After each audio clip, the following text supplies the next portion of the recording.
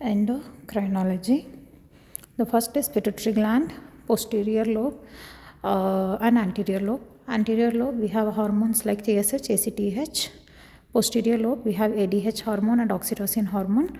Removal of pituitary gland is an hypophysectomy. Complication of removing the pituitary gland is ICP pressure will increase, CSF leakage is present, and bleeding is an high risk. Let's see one by one for anterior lobe and posterior lobe hormones, what all the deformities we can notify and how we will treat the each lobes. Excessive ADH like antidiuretic hormones, then the patient will have an SIADH condition. If it is decreased, the patient will have diabetic insipidus.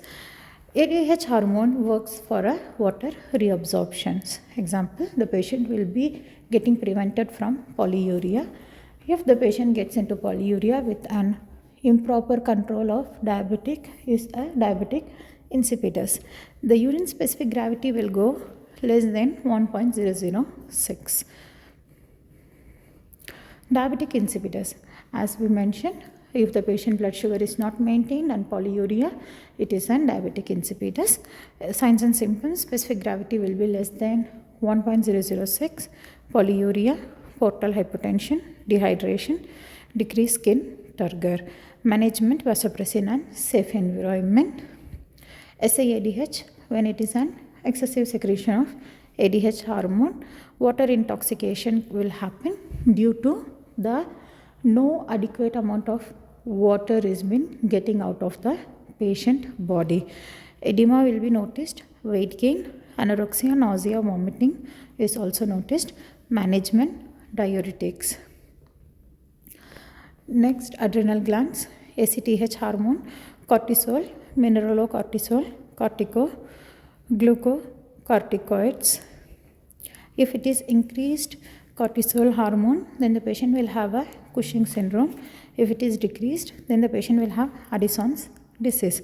Cushing syndrome, the patient will have excessive secretion of cortisol, sodium increases, glucose increases, calcium decreases and potassium decreases.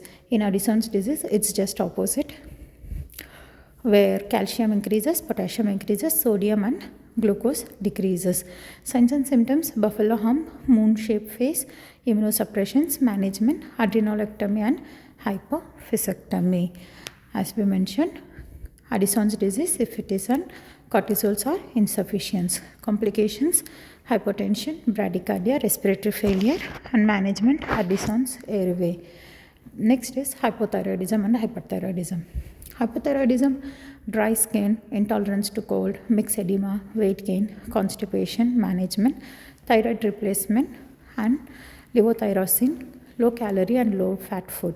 Hyperthyroidism, soft skin, intolerance to heat, exothalamus, weight gain, diarrhea, cardiac arrhythmias, hypertension, goiter.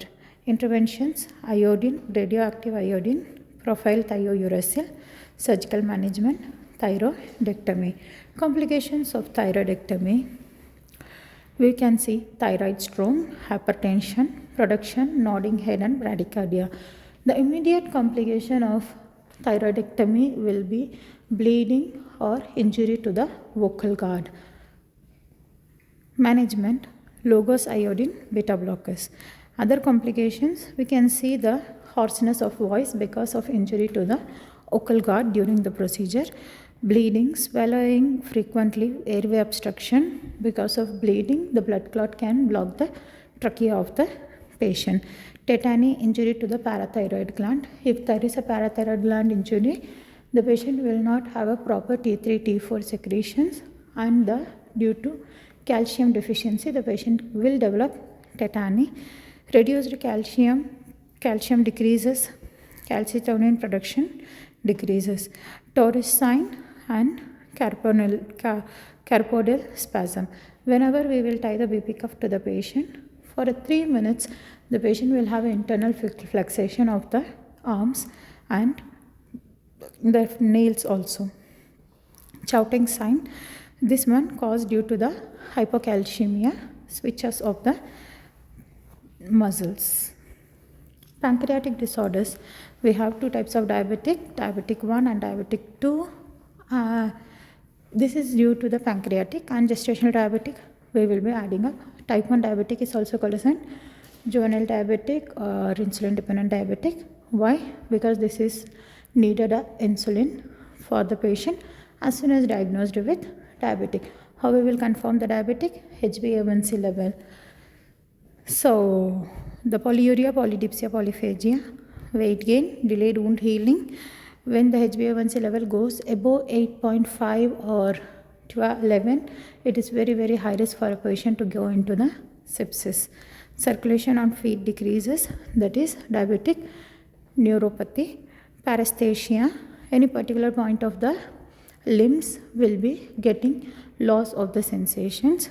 Lipase and amylase elevation. Any disorder causes to the pancreas, the amylase and lipase will get increased. Management, diet and exercise. Complications, DKA. Management, hydration, insulin and HHNS. Hyperglycemic, hyperosmolar, non-ketotic syndrome. Complications of insulin therapy, lipodystrophy, damages of lipid tissues. Management, rotation of the sites. We need to ask the patient to insert the insulin in a different parts of the body. We have two complications, that is Somogyi effect and Dawn phenomenon. Somogyi effect, if they are not taking the insulin on proper time, this complication is common. When the patient is getting into the hypoglycemic in the middle of the night 2 to 3 a.m. and then Darwin phenomenon will increase, that is hyperglycemic in the early morning 5 to 6 a.m. The best advice here is to take a constant time of their medications. If the patient goes for hypoglycemic, conscious patient give oral glycemic, and if it is unconscious patient, IV dextrose. Cystic fibrosis, metabolic disorder, the skin will be hypersweating, sodium chloride loss, long secretions, airway obstruction, pancreas, amylase, lipase will be low, intestine, more mucus production, steatorrhea, fat in stool. Please contact for the doubts. Thank you.